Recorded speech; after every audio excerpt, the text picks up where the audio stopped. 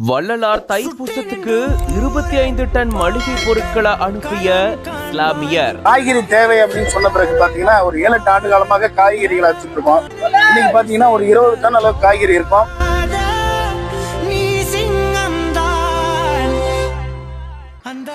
20 ton காய்கறி, 100 மூட்டை அரிசி, 5000 தண்ணி பாட்டில் எல்லாம் வடலூர் சபைக்கு அனுப்புறோம். வாடிய பயிர் காணும் போதெல்லாம் என் உள்ளமும் வாடியது என்று சொன்னார் வள்ளலார். 5000 தண்ணீர் பாட்டில்கள், 100 மூட்டை அரிசிய தானமா வழங்கி மத நல்லிணத்துக்கு சான்றா வழங்கியிருக்காரு. கடந்த 19 ஆண்டுகளாகவே உணவுப் பொருட்களை தானமா வழங்கிட்டு வராரு இந்த இஸ்லாமிய வியாபாரி.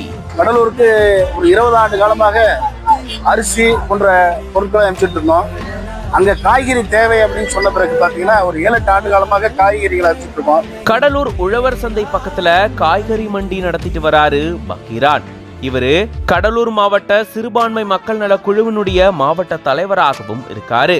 இந்த சூழல்ல வடலூர்ல வள்ளலாரனுடைய 154வது தைப்பூச விழா நடக்குது. இதை முன்னிட்டு பக்கீரான் தைப்பூசத்துக்காக உணவு பொருட்களை வழங்கியிருக்காரு. 25 டன் காய்கறிகள், 5000 தண்ணீர் பாட்டில்கள், 100 மூட்டை அரிசி உள்ளிட்ட இந்த பொருட்களை இவரு வள்ளலார் சபைக்கு அனுப்பி வச்சிருக்காரு.